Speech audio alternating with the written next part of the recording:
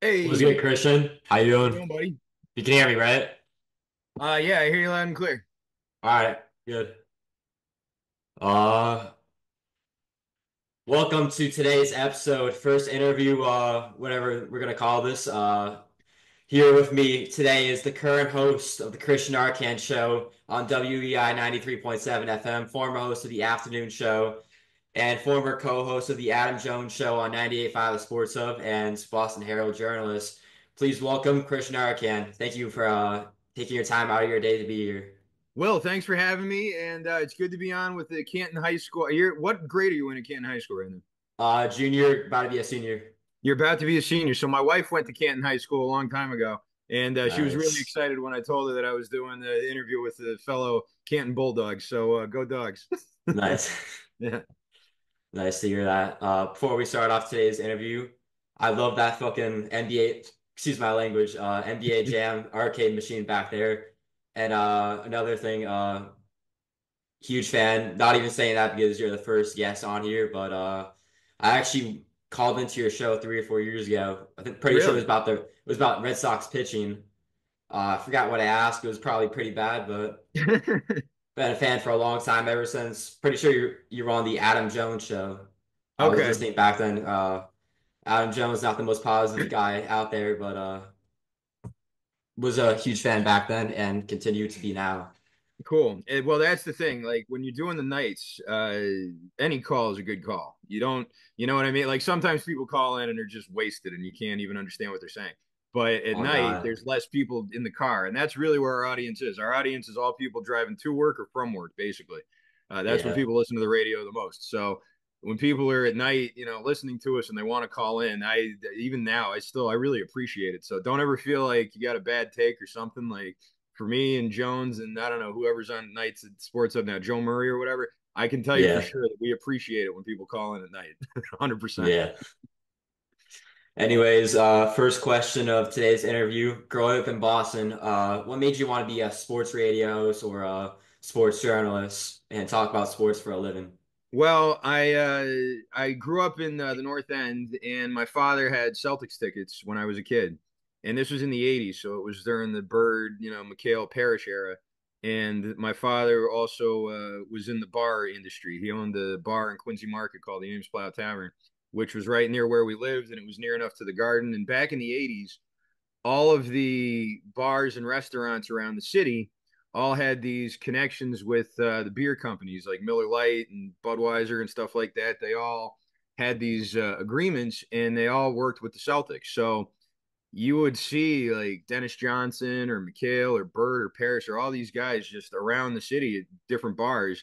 And since my dad was in the bar industry, I got to meet some of these guys. And I just sort of, I mean, it was a special time for the Celtics anyway, just because I was such a, it was a dynasty and it was these great players and this sort of iconic thing. But I knew back then that I wanted to be involved in sports. Like back when you're a kid, you want to like play sports. So I wanted to play for the Celtics one day, but then eventually you realize, okay, I can't play for them because I'm not good enough. And I'm only, 6 feet tall and I can't jump very high and I'm not that fast and all the other reasons why you can't play pro sports. But I knew that I wanted to be involved with it. So when I was in high school, I did an internship at a radio station in Boston called WBOS, which is still around now. It's not the same format it used to be back then, but this was in like 1999. And I remember, my dad driving me to school and he would listen to the radio. And I just remember him being so like locked into, I think he was listening to like Imus in the Morning back then. I don't know if you know that name means anything to you, but like back I then think it I've was heard like of it, Imus but in the Morning. What's that? I think I've heard of it, but like Yeah. I'm not aware of it. So back then it was like Imus in the Morning, Howard Stern, Hillman, who I work with now, which is crazy. He's still doing it, Greg Hill. And so I had a real interest in radio back then, and I knew I wanted to be in sports, but at the time I sort of looked at the guys on the radio at the time, Glenn Ordway and all these guys, and thinking, man, there's no way. I'm just some guy, I'm just some kid. There's no way I'll ever get one of these jobs. And I went to college. I did college radio. I wanted to do sports out there, but I went to school in Colorado and the sports show didn't really want me. They were like, ah, you're from Boston. You don't know Colorado sports. And I was like, yeah, it's true. I don't, but I still want to work on the show. And instead I did a music show and I got, some reps doing that. And when I finished college, I moved back east, and I thought, I might as well at least try. Like I've done radio, I know how to talk on the air. I have an idea for it, so I'm just gonna put my stuff out there. I'm gonna put a tape together of me doing like headlines and stuff like that, play by play and those type of things. I'm gonna put it together and just see if I can get anything going. And I ended up going to a job fair at the Garden, and there was a station there called WGAM, which is gone now, but it was a station in New Hampshire that went on to be called ESPN New Hampshire. And I gave him my resume, and I gave this guy a tape. It was this guy, Mike Wynn, who works for Boston College now. And he brought me on to produce a golf show on Sundays. And I thought I had just won the lottery. I was so excited. I was like, wow, I finally got a sports radio job. How great is this? And from the golf show, they ended up giving me a weekend show. And then they picked me to produce this morning show. And then I got my own everyday show. And it just sort of snowballed from there. And that station in New Hampshire is a station that Mike Manansky worked at and Rich Keefe both worked at before they got to WEEI. So they had sort of a pipeline between them. And eventually I got a call, and it was, do you want to do headlines on WEEI for just a fill in one day? It was like over Christmas or something. I said, of course I do. And I started doing that, and they kept bringing me back for that. And eventually my role just got bigger and bigger. And then I went over to Sports Hub, and then I got laid off, and now I'm back at EEI. So that's sort of the path that I took. I feel it's tough when like young people ask me about my path, because a lot of the avenues that I took you can't really do anymore. Like a lot of the small stations are gone. They just don't exist. They all got shut down because they weren't making any money. And the radio industry in general, I think, took a real big hit over the last 15 years. But there are still ways to do it. It's just the way I did it, I feel like, is sort of a an old timey thing now. Like you can't really find those type of stations to work at anymore. You have to do it all yourself. So that's my advice, is to just stick with it. Like you gotta stick with what you're doing. But my path was a long one. It took a long time to get here, but it's a great job and I really love it. For the future of the sports radio or just sportscasting industry in general, where do you see it going? Because remember like 2 or 3 years ago, I think he got laid off by the sports hub. I remember like no way they hired my man, no way they fired my man Christian Arcand, bro. Like uh, so like overall, like where do you think the future is? That's a good question. I remember when I got laid out, because the Sports Hub was, and still is, does very, very well. The ratings are really high, and the station makes a lot of money. And everybody who was working there assumed that we were all safe, because it was such a profitable station and our ratings were so good. But when I went there, two big companies had just merged. Like CBS Radio, is who owned the Sports Hub before. They fused with Entercom, which is now Odyssey, and they spun off some of the stations. And Sports Hub's one that got spun off, and this company Beasley bought it. And I don't think Beasley ever wanted to have two people on the night show. So I think that from the second that I started there, Beasley was like, I don't know if this is a position that we want to fund, which would have been nice if they told me that, so I could have started looking for, something else. But even in the face of that, and then COVID happened and everything, and like I understood, I'm not stupid. Like I knew that with COVID and all that, like all the advertisers, their budgets were shrinking, and that they weren't doing radio ads as much, and that was going to hurt us. But I still thought that, well, no, they're not gonna fire somebody. They're not gonna fire anybody. And it wasn't just me who got fired. Toucher and Rich's producer got fired, Yeah, I which heard that about that. show, I mean, that show is the number one show in the country. We're the night show. Like the night show is not as important as the morning show. The morning show is the most important show at any station. And for them to make a move that cut from that show sort of told everybody how serious it was, and how, financially it's just hard for these stations and these companies to operate. It's really, I mean, that's what it is. Like the radio industry, it was all music. There was talk and sports and politics and stuff, but it was mostly music that was driving it all. And then the iPod came along and wiped out all the music stations. And then they fired all their DJs, and now they just play automated music all day with like an algorithm spitting out which song is going to come up next. And it really stinks. Like I grew up listening to all these great DJs and people talking about music and playing new music, and they just don't do that anymore. And the difference between that and sports and like political talk is that you can't automate that.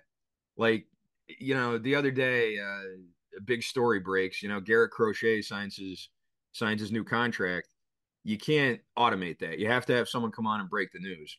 And then Yeah. you have to have someone talk about it. That's why I And love sports radio. yeah, they got to give opinions on it, and it's got to be up to the minute. So like everyone always says, "Oh, podcasts are going to kill sports radio," but they're not, because a podcast is something that happened that you were talking about yesterday. A Yeah. live radio show where you're up to the second with, all the news and opinions and stuff. You can't just replace that. So I don't know if it's going to be traditionally, like in the future. I don't know if it's going to be traditionally the way it looks now, but I don't think that it's going anywhere, because people in Boston are just too into sports, and they're too into Yeah. listening to people talk sports. So I don't think the genre is going to go anywhere, but I don't really know what the technical like future of it is, because you're right. I mean, It's not like we're it's in Hartford, a fluid Connecticut. place right So, now. Yeah. anyways, currently work at the nighttime. You also previously worked at 98.5 Sports up Florida Knights. What's the funniest or like the craziest call you've ever received? Like Craziest. either for the Jones show or afternoon show or just in general. Oh, okay. So the best caller that we ever had was this guy Ryan in Weymouth, who whenever he called in, they had a special, like, we get a screen which shows us all the people who are calling, and sometimes if it's someone who like is who swears a lot or Yeah, you calls have to too drop much or that immediately, whatever, right? well, we have to dump them, but also we like flag the number.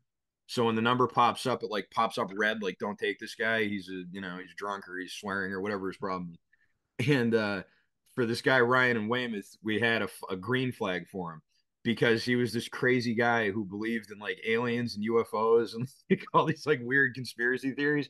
And every time he called in, he never had a sports take. He would call in and just talk about, "Hey, did you guys hear about this alien or this thing with the Pentagon and the UFOs?" And we're like, "No, Ryan, we haven't. Like, tell us about it." And he just go on and on and on. He'd do it, and we loved it. I loved it. I thought it was really funny. I don't know if the audience liked it as much as I did, but we took all his calls every single time. So that's one that immediately springs to mind. Also, when I was with Jones, there was this guy who would call in. I forget what his name was, but he called in and asked if Jones and I were like friends and if we hung out off the air. And I was like, sometimes, but Jones has like, he at the time, I didn't have kids yet, but Jones had like a 3-year old who's now, I don't know, he's like 6 or something. But my son wasn't born yet, and I was like, Jones has like a young boy, and it's hard to make plans and stuff when you have kids. And this guy was so disappointed.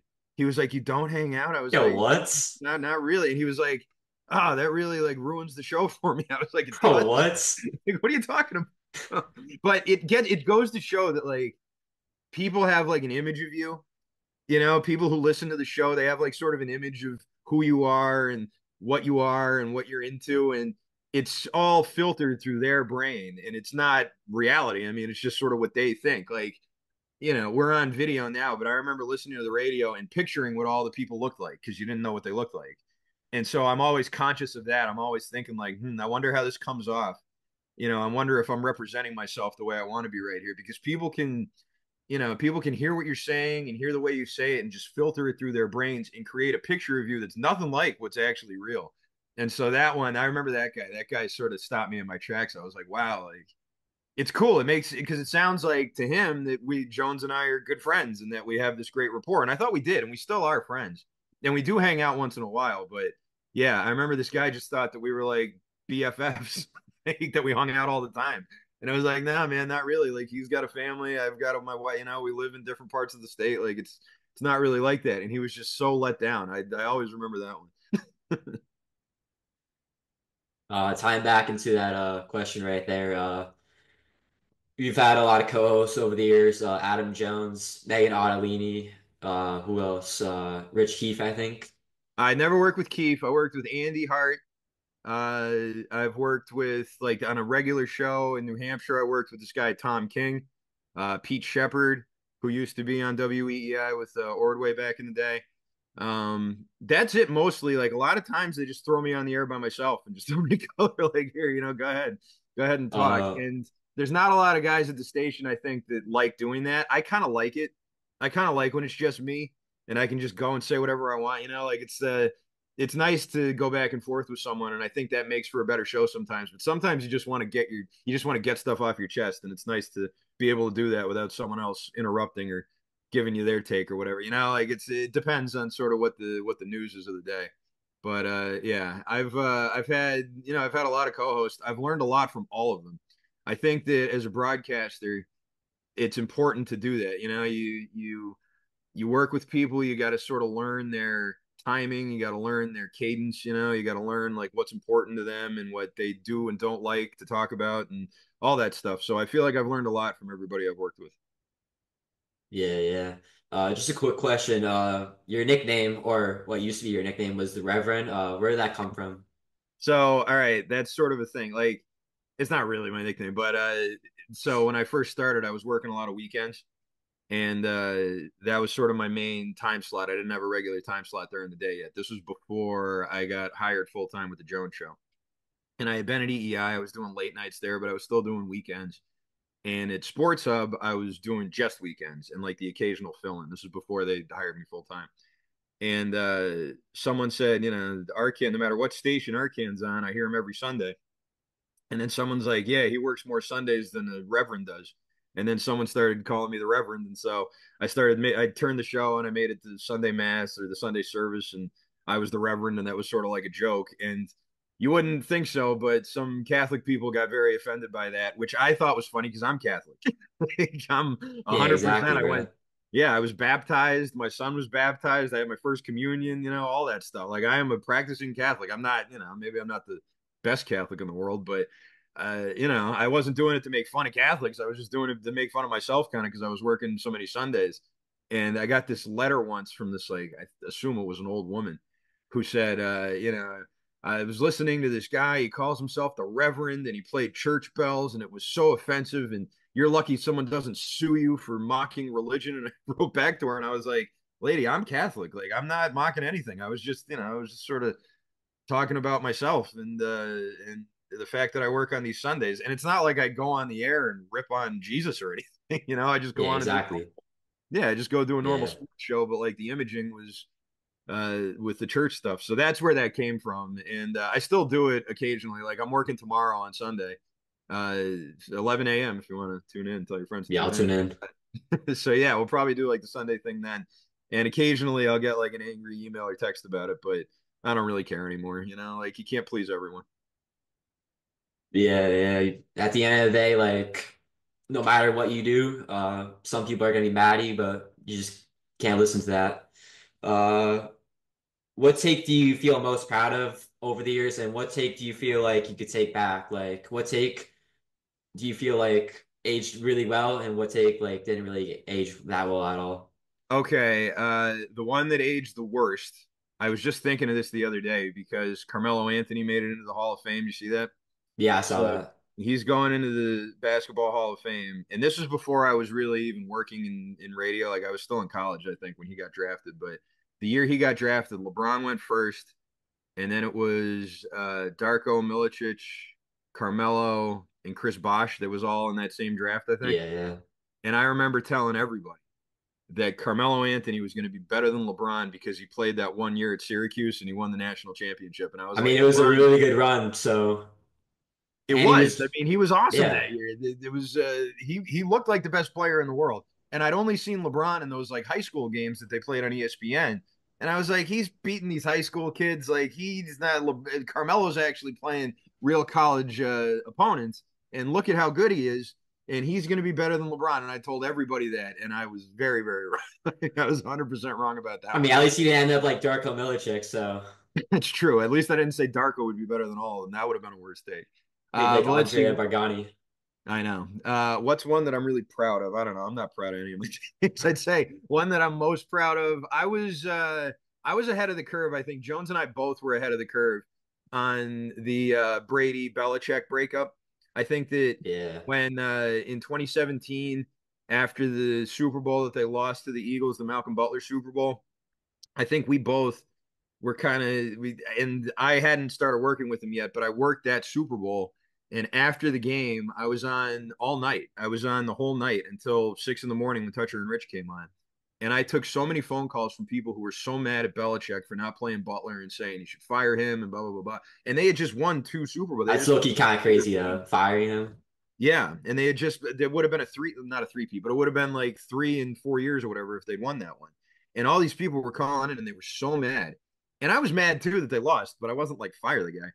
But eventually it started to come out. There was a rift with him and Brady, and the thing with Kraft and all that. And then I didn't really feel super justified about it until the documentary came out, The Dynasty, and you heard all the friction and you heard all the problems. And whenever I talked about them on the air, people would call in and be like, "Oh, you're just trying to get people to listen. You're just saying things just to get people upset and blah blah blah blah." And I was like, "No, I'm not. I think this is happening. I think there's a real problem here. Yeah, you're just trying to get ratings. You're just trying to get clicks and blah blah blah all that stuff." And then the Dynasty came out, and everything that we were saying ended up being true. So I feel proud about that. I wish it didn't happen that way. I wish that I wasn't right about that because I Yeah. thought that Brady and Belichick, and if they had stayed together a little longer, and Kraft had been willing to pay up for some more talent, I think they could have won some more. And I just hate that Brady ended his career in a different place. I think that Yeah. sucks too. Especially So Tampa Bay. I mean, come on, bro. I know everyone was like, "What the fuck?" When that happened, everybody's like, "What? Yeah. Tampa Bay?"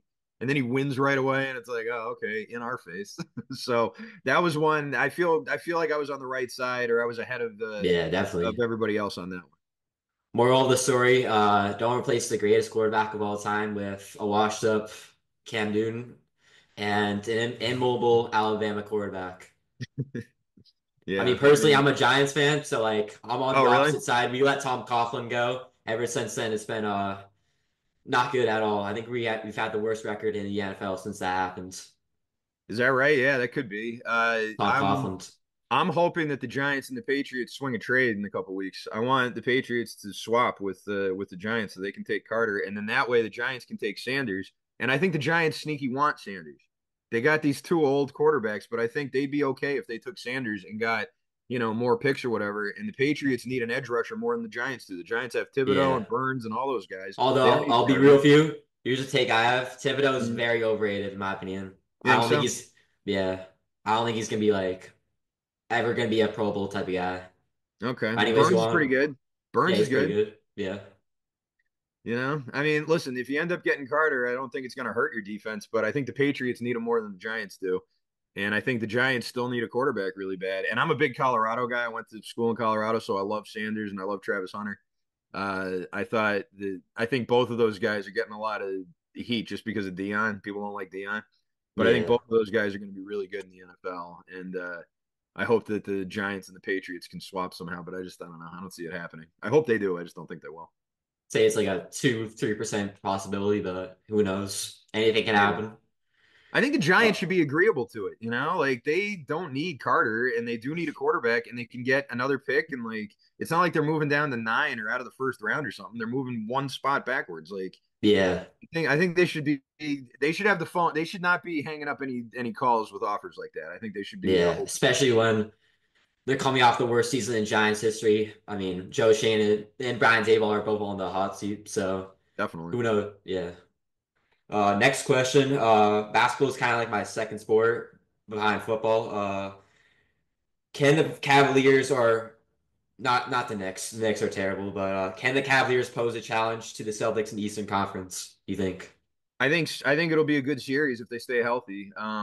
You remember last year Mitchell got hurt. And he's the heart and soul of that team. I love Donovan Mitchell, by the way. He's one of my favorite non-Celtics in the whole league. I think he's so good, and he played up at up in Lake Winnipesaukee. There, what's the name of that place? Brewster Academy. You know what I'm Yeah, talking about yeah, up in yeah, Wolfboro. yeah. I know what that So is. local guy. That all those New Hampshire prep schools, they just churn out NBA players these days, which is cool. But Yeah, yeah, Mitchell, when he was up there, he was awesome. Everybody was talking about him. He's been so good in the NBA. He really plays hard and he's a great scorer. And I think that what they've done there in Cleveland is interesting because all these other teams, the Knicks you mentioned, they loaded up in the offseason. They brought in Towns and re-signed Anunoby and did all that stuff. And I think they extended Brunson. They they made a lot of moves to try and compete with the Celtics. And Cleveland didn't make any moves. Cleveland just brought back everybody that they already had. I think they made one move yeah, at the deadline to bring in DeAndre Hunter, but other than that, it's like the same roster as last year. yeah. Basically, And they're awesome. I mean, oh God, did they ever click? And I think it goes to show sometimes, you want to bring in players and get better and sort of load up. It's good to do that, but you have to have like a base to work with. And Cleveland was okay last year. They weren't great, but this year something just clicked with Garland and Mitchell in the backcourt and Mobley and Allen. I know Okoro was hurt this year, but now they got Hunter off the bench, who's a great 3-point shooter, and I just feel like they're loaded. And they loaded up just by naturally progressing, just sort of keeping everyone together and waiting a year and seeing them all get better. The Celtics did kind of the same thing. They brought their whole roster back, but they won the championship. Cleveland got knocked Yeah, out in the second round. So I thought that was weird that they did that they didn't really add much. But boy, has it worked out for them. And I think, yeah, assuming all goes the way it's supposed to, and those two meet in the Eastern Conference Finals, they kind of have to, right? If they yeah, don't, then the Celtics are going to cake. They're going to moonwalk to the finals. But if they have to go through Cleveland, I think that could be a really great series. I think you could go 6, 7 games, and I think the Celtics will win it. I think they're better and have more championship experience. But it's also a case of every year there's a new NBA champion. Like there's no dynasties anymore. The last 7 years has been a different champion each year. yeah, So if it's going to be a new one, I mean, the Thunder are really good and the Cavs are really good, and they were the two best teams all year long. So if it keeps going like that, I could see it. But I think it's going to be really hard for any team to get past the Celtics in the 7 game series. They're so good. Jaylen Brown, we just found out, got some injections in his knees recently, so hopefully he's okay and can play. He was so big for them last year in the playoffs, but I think in general yeah. the Celtics are they should be the favorites, and I'd probably if I'm betting on them, I'm probably going to bet on them each round.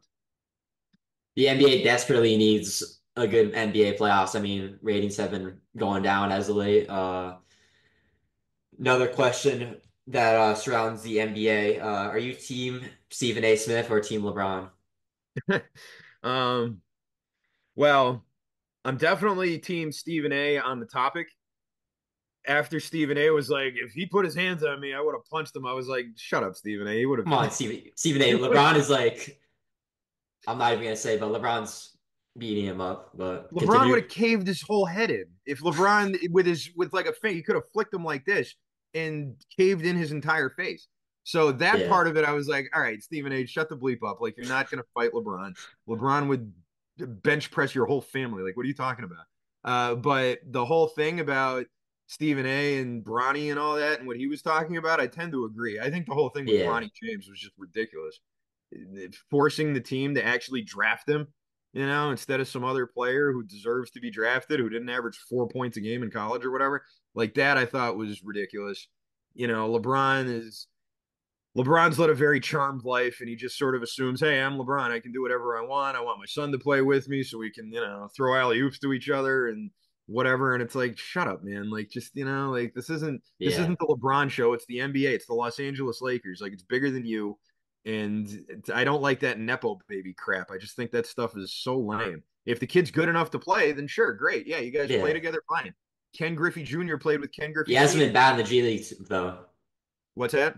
He hasn't been bad in the G League, I however. saw that. Yeah, he's had some good games in the G League, that's for sure. But it's the G League. Like, there's a Yeah, lot of guys in the G League who can't cut it in the NBA. And Bronny J, like I saw him in that game against the Celtics. He like runs funny, like he's just I don't know. I mean, he's not an NBA player, and it's not really even his fault. I don't blame him. It's his father that's arranging all this, but he's drawing all this unnecessary attention and sort of hate to his kid, and I don't think he even realizes he's doing it. I think he thinks, yeah, I'm doing this for me because I want to play with my son and I'm helping him along and all that, but he's not really helping him, I don't think.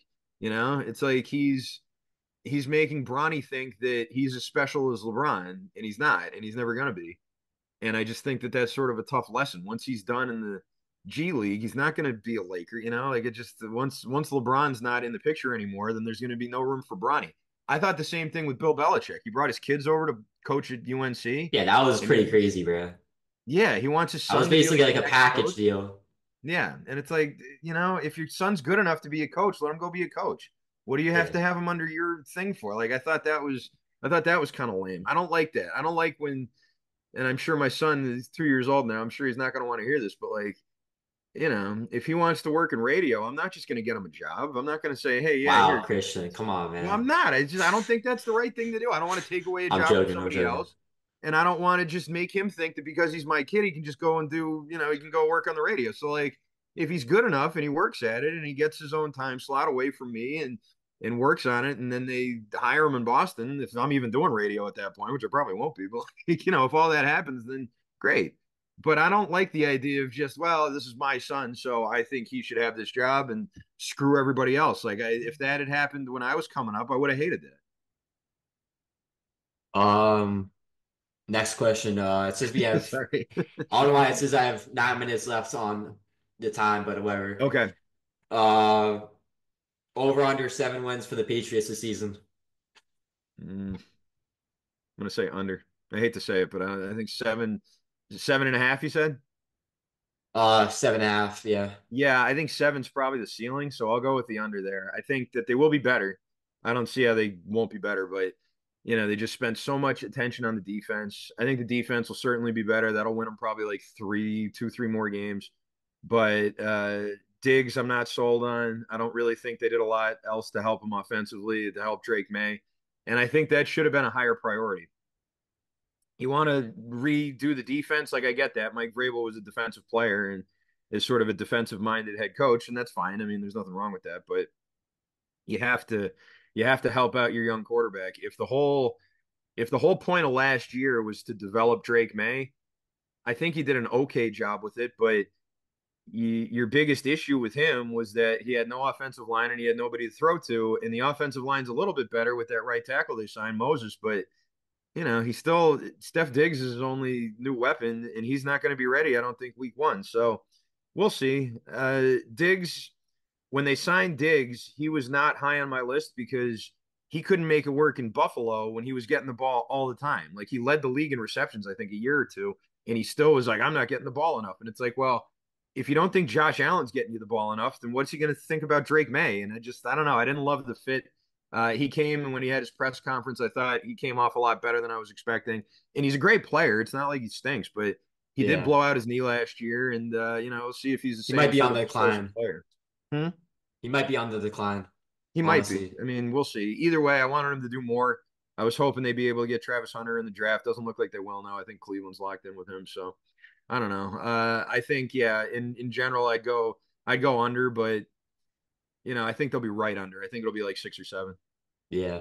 Honestly, I'm a Giants fan, but like from what I saw from the Patriots last year and Drake May, I feel like there's 70% chance that he's the answer. I liked what I saw out of Drake May last year, especially like the fact that he's a very mobile quarterback. He's not like Mac Jones, you know. Yeah. He makes I feel like he made his receivers better around him. That's just what I think, but Well, he couldn't make him any worse. Those those receivers were terrible last year. yeah. Uh Next question. Have you ever ate at the Kowloon? Yes, only once. I live in Dedham, so I'm not up there very often. But I remember driving up on Route 1 and I stopped and ate there, and it was really good. And I should go there more often because the guy who owns the place, Andy's a big fan. He's a big sports radio guy. He used to come down to Sports Hub when we were there. Like he'd come see Jones and me, and he'd always tell us to come up there and eat. But it's way out of the way for me. And I grew up in the North End, and a lot of kids families who grew up in the North End moved to the North Shore and they're at Kowloon all the time. It's all like Italian restaurants in Kowloon up there.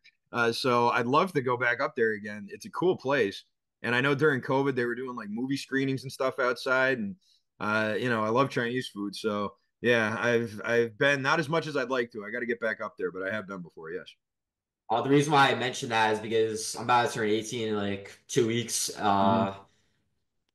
I'm probably gonna eat there for my 18th birthday. Do you think it's underrated or overrated? Because I hear like Oh so much man. good stuff about it, bro. Especially the egg roll. Yeah, well, the food's great. I know the food's great, and I haven't eaten there in a while, but when I did eat there, it was really good. Get the Saugus wings for sure, and do I forget what I did. Saugus wings are definitely like the big one. And in terms of like the experience, I don't think it's overrated at all. I mean, it's this huge place. They got all sorts of cool stuff on the wall, great atmosphere, great ambiance, great service. Yeah. You can't drink yet, so I'd tell you great drinks, but you won't know that for a couple more Yo, years. Christian, they don't But know that, bro. They don't know that. yeah. But yeah, no, I'd say it's appropriately rated for sure. Yeah. Um, That's a long drive. You live in Canton, you're gonna go all the way up there yeah, to Canton. Saugus? Yeah, Yeah. I mean, we're gonna probably gonna take the train. I'm gonna go with a couple of my friends, but yeah. Should be a pretty fun night, you know? yeah, yeah. Especially with There's not that Celtics much in playoffs. Canton. In Canton We you got got Top Golf, that's it. Yeah, you got that Paul Revere place. You know what I'm talking about? Like the Spy, Yeah, the yeah, yeah. whatever it's called. I Like know about that. yeah, that place. I ate there with my wife once. The food was really good. And I haven't really been to a lot of the places on Main Street in Canton because they're all, from that Karen Reed case, and I feel weird going in I can't even talk about that, bro. Like, there. It's you think she's crazy. innocent, by the way? I think it's going to be really hard to convict her. I think they're going to have a real hard time getting a conviction because of that cop who got fired. The Proctor, the investigator. I think it's going to be hard to Yeah, convict her with that guy getting fired. But I'm more on the side that believes that it was her than that all these people beat him to death, and then kept it quiet for 2 years, and all the cops and all the EMTs and everybody. It was all this big conspiracy. Like I don't like conspiracies, so yeah, I don't really buy into that. I think it's more likely she did it than not, but I don't think they're going to get a conviction. yeah. What's the craziest story that like? All right, so you know how like your radios. What's the craziest story like sports story that has like broken on air for you? We were on the air when COVID happened. That was when they shut down the NBA. That was a wild one. Yeah, But the wildest one for me, definitely, I remembered every single second of the show. It was me, Ted Johnson, and Mike Sarge Riley. I don't know if you know him, but he was at yeah, I think I Sports a know him. lot. Awesome, awesome dude. Ted's an awesome dude too. And we were filling in on Zolak and Bertrand. And it was in February, and it was a really slow day. The only story we had to talk about was Ryan Donato had just been traded for Charlie Coyle, and that was it. That was like the big story of the day. And then I don't know, about a half hour into the show, the news broke that Robert Kraft had gotten in trouble in Florida at the massage parlor. And so at the very beginning of the show, we had to break that news. And since we were the Patriots flagship station, and they still are the Patriots flagship station, I had three bosses at the time. This guy Rick, this guy Mike, and this woman named Mary. And all three of them came in and were like, "You have to be really, really careful about what you say here because this is sort of a fluid, ongoing thing." And blah blah blah blah. And all three of them stood outside the studio, just glaring in the entire show. And it was like, I was stressed. I was like sweating.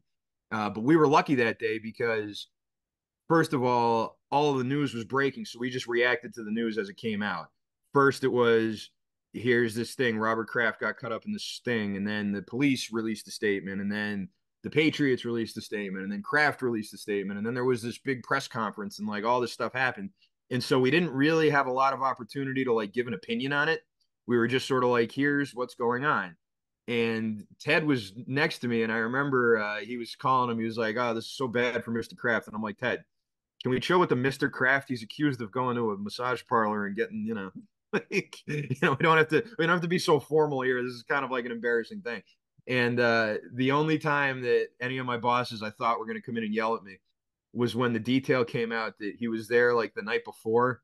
He went to this parlor the night before, and then he went again the next morning. I was like, Jesus, Robert, that's a lot. And then everybody was like, stop. Like, and I was like, all right, sorry. And that was it. But then Felger and Maz came on afterwards, and they were like, we're not allowed to say anything. And I was like, well, good luck, guys. Hope you have a good show. But we didn't really have as much of an opportunity to have to give an opinion on it just because we had all the breaking news to deliver and sort of give out. And that was to me by far the most in terms of like breaking news for the day. That was the craziest for sure. Yeah, yeah. I remember. Were you guys on the air when Deflategate happened? I was working at EEI the first time. I wasn't on the air when the story broke, but I remember doing a lot of shows about it. Yeah, for sure. Yeah, yeah. Boston's just, at least the past 20 years, has probably been the craziest sports city, all these stories. Sure, being on air for all of it, especially when the fact that you're from Boston, I'm sure it's a very fun thing to do. Yeah, it's a great job. Like I said, it's not something I ever really thought that I'd be able to break into. When I moved back from Colorado, I kind of thought, all right, I'll see if I can get a job, and if I can't, then I'll do something else. I was bartending at the time and thinking about getting into like restaurant management or that type of thing. My father and my brother worked together in real estate. I was maybe going to work with them, but I didn't really want to. Like I knew I wasn't excited about doing that, and that I really wanted to try and make sports broadcasting work, and you get like a couple of breaks here and there, and I've seen it happen for some people, and I've seen a lot of kids, a lot of guys try it and sort of fall by the wayside because they just can't make it work financially, and it's too bad. There was a time where a lot of more people worked in the industry, could make a good living, and it wasn't just like 10 people who were the only ones making any money, but now it's really like that, and it could all be gone any minute. Like that's the thing. Like as fun of a job as it is, it could be gone in a second, and there's nothing you can do about it. And you just gotta enjoy it and make the most of it while you can, because this job is definitely not a forever job. Yeah. It's one of those things where when it's over, it's over, and you've seen it. Ordway and Dale Arnold and guys that I've worked with, it's once it's over, it's over, and some guys kick around a little bit and show back up at other stations. And it's already happened to me. Like I'm only 43 in this industry. I'm considered like a young guy, and I've already bounced all around. So, you never really know what's going to happen, but I feel lucky. I feel lucky that I've been able to make a career out of it so far. And, I really love it. I wouldn't want to be doing anything else. I just wish there was better job security. A little bit off topic. I don't know if you listen to rap music, do you? I do. I absolutely do. Uh, well, obviously the main story over the past year is Drake versus Kendrick Lamar. What team are you on? Team Drake or Team Kendrick? I mean, I don't know. I don't. Is anyone on Team Drake? I feel like Team Drake. Everybody once that Kanye once West. once Not Like Us came out, I feel like Team Drake really really dried up. And I come from an era where the rap battles were like a big deal. When I was in college, I worked on like a rap radio show at University of Colorado, and this was around the time when 8 Mile came out. And so every venue wanted to host like MC battles and have guys come on and battle each other. And it was a cool idea, except there weren't that many like MCs. So you get these rap battles with guys who never rapped before, girls who never rapped That before. that must have been a disaster, bro. It was really bad. I mean, it was bad for a while. Eventually, like the riffraff kind of realized, like, oh, I can't rap. I don't want to do this anymore.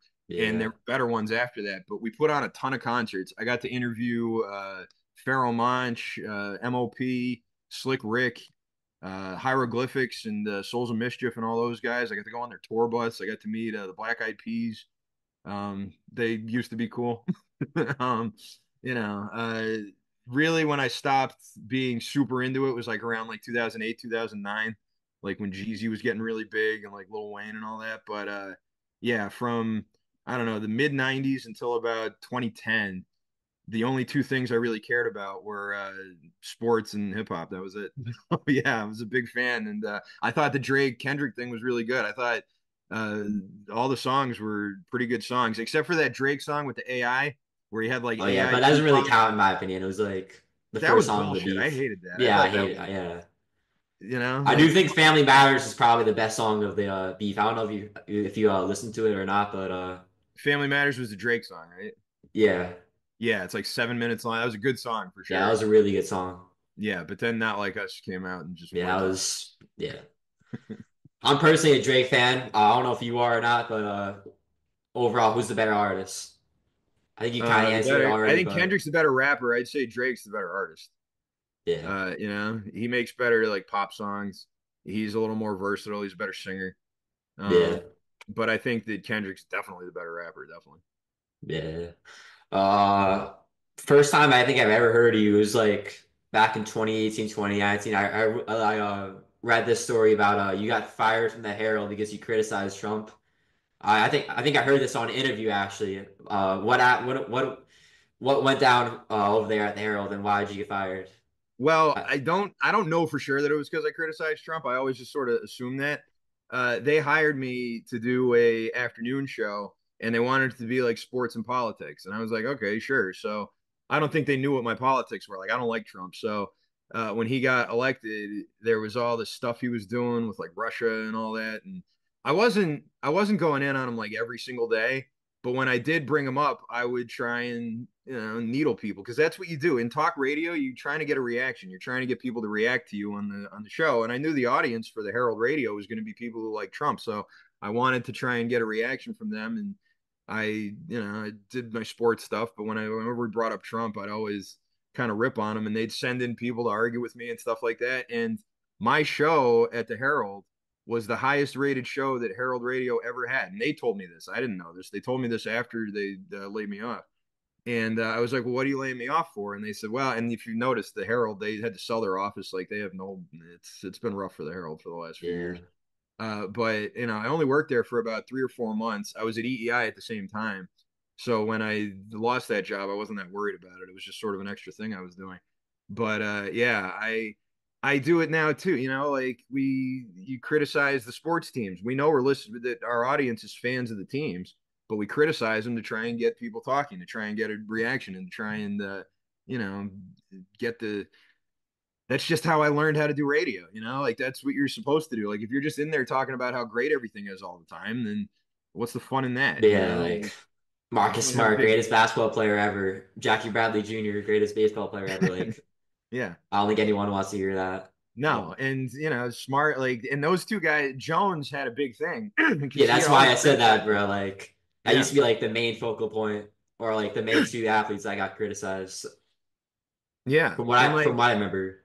if you do, excuse me, if you do criticize guys like that, you have to back it up, and it was easy to back it up because Marcus Smart wasn't that good. But the fans who liked him loved him. And it was the same with Jackie Bradley. Like he wasn't a very good hitter, but if you said that, the Jackie Bradley fans would come out of the woodwork and start yelling and screaming and making this whole big thing.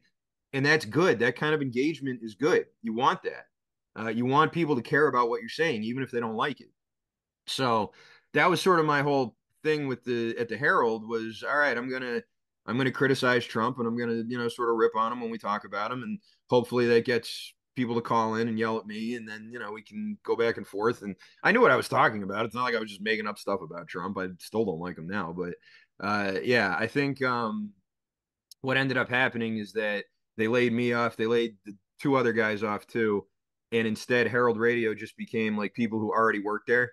Like they hired me from the outside to come in and do that show. And then when they moved on for me, it was a couple of guys who already worked there. And then they just canceled the whole station right after that. So I don't Wow. think it was just because of my Trump stuff. I think that ultimately, if they wanted to like build with that, they could have because people were listening. We had good streaming numbers and they told me like if you ever want to come back, then we'd have to reset it all. And I was like, I'm not going to come back. Like I'm going to stick with EEI. But it was tough. I liked that job. It was fun. Like it was cool working for one of the regular papers. I got to write like a column that I think I had like 8 Yeah. columns or something like that came out. And if they didn't want people criticizing Trump, then I guess that's fine. But it was for me just sort of natural. It just was a natural thing to do on that station with that audience. It's like, okay, who am I playing to, and how do I want them to react? And that was the way I went about it, and it just seemed natural to me, and it ended up working out okay in terms of like Yeah. streaming numbers, but they just they couldn't maintain it. So that was the end of that. Yeah. I got some more topics I want to get into today. Second to last question to you. Uh, your most known co-host is I'm pretty sure it's Adam Jones. I mean, at least your most like I'd say like well-known co-host is Adam Jones. Mhm. He's known as the sports vulture. I mean, I've been listening to him for the past 5 or 6 years. You think? I mean, I don't know. I don't know why I said do you think, but like is his like on-air persona like his on-air persona is basically Rippy on the Bruins, Celtics, Red Sox, and Patriots. Is his on-air persona like does he like always believe everything he's saying? Because I like listen to him like a lot. Like even when like the Red Sox were winning championships, he was like so like criticizing, which isn't even that's not a bad thing. Obviously, he's very entertaining. But do I don't know why I'm stuttering, but it's like some of his is like are some of his takes like fake or real?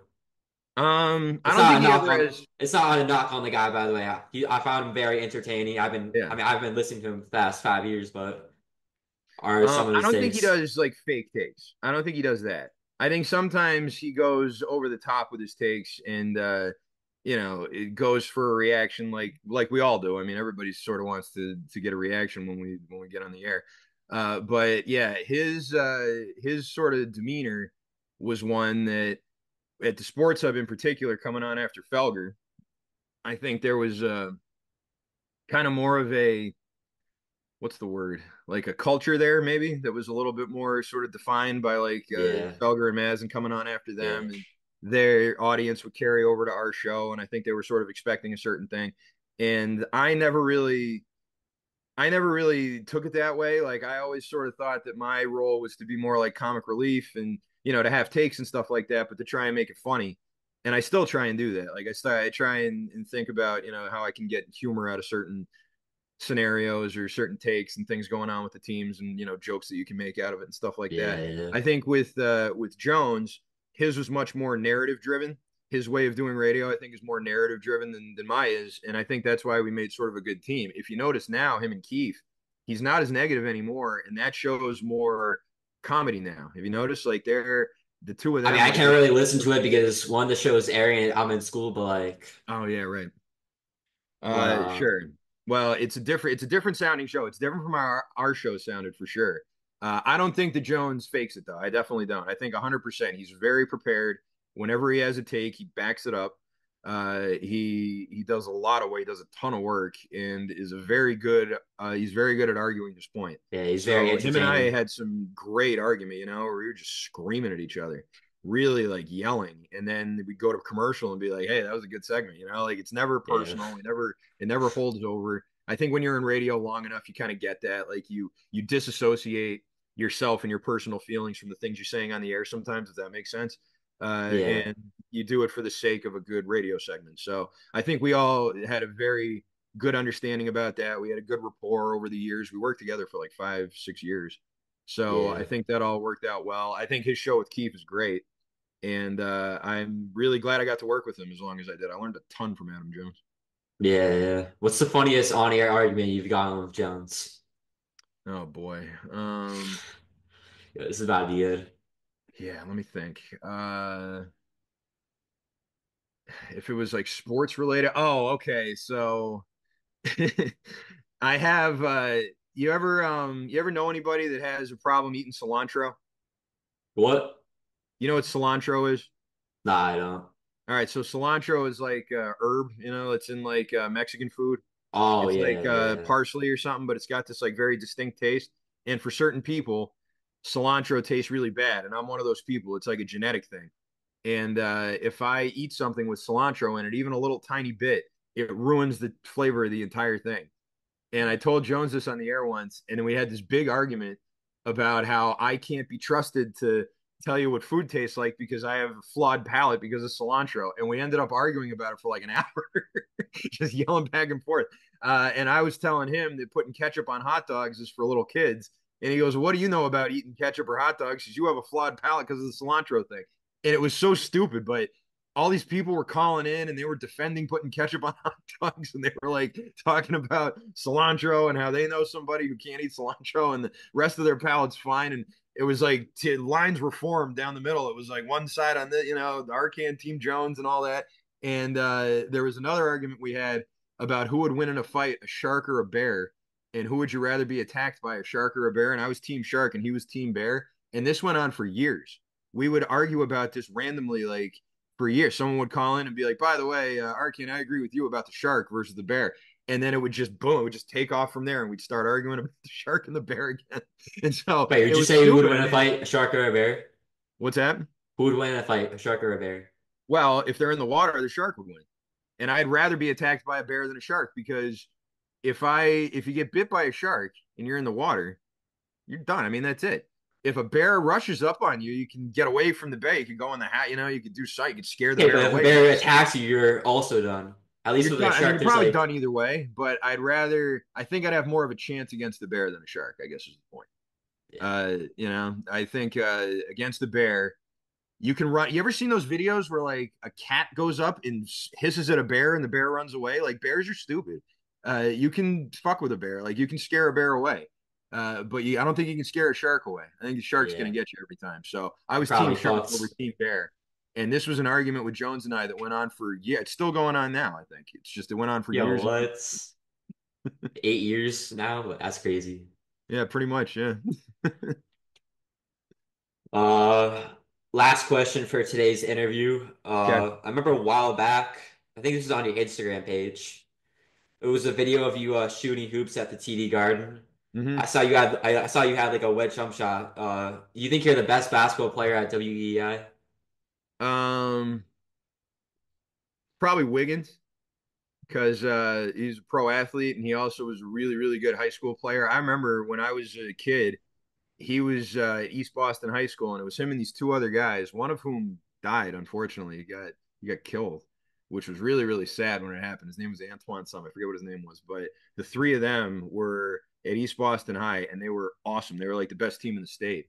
And Wiggins now, I mean, he's huge. So you get the ball to him in the post, like there's nothing you can do about Yeah. it.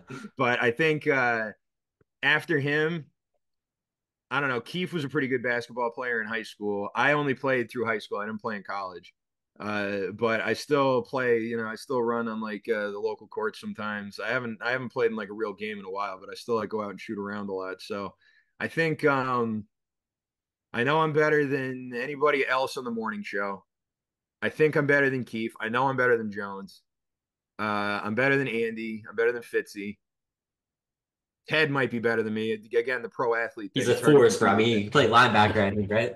I know. Yeah, Ted Johnson, like I don't he might not even be able to like dribble the ball, but still going one on one against the guy that big is fucking ridiculous. So did you see that video of Scal going up against George the Messiah? You know what I'm talking about?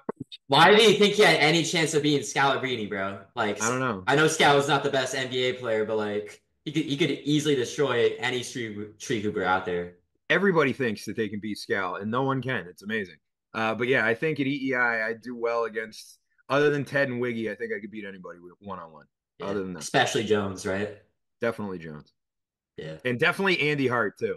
He comes up to like my waist. He'd put up a shot. I could punch his shit into the third row. Unfortunately, since time is about to run out, Okay. appreciate you coming on for the first interview of this channel. Who knows, a couple months down from here, can run it back, do another interview. Hopefully, Celtics are back-to-back champs. Hopefully, Hmm. Patriots, even though I'm a Giants fan, obviously hope the Patriots are doing pretty well. Hopefully, the Bruins, I mean, the Bruins are kind of fucked, but Yeah, hopefully, the they're Bruins toast. are, yeah, probably. It's all about the P But Bruins now. It's all about yeah, Providence. Providence Bruins. And hopefully the What's the Red name of the show, Sox. by the way? You didn't even tell me. Does the show have a name? Honestly, it's untitled right now, but as right now, I'm just gonna call it the Will Santos Show. Cool. Sorry, my man Christian Arcand. Yeah, listen, if you want to, anybody else that I work with, if you want me to put the word out that you want them as guests, let me know, and Yeah, I'll that would be slip great. them, I'll slip them a That would line. be All right. very appreciated. Yeah, for sure. Overall, thank you for coming on first episode of the show. Hopefully, I know I already said this already, but hopefully in a couple months, who knows, bro, we can do another interview. See how that works. Thank you. Yeah, that'd be great. Hey, thanks for having me on. Good luck with the show. Good luck with the channel. And yeah, hit me up anytime.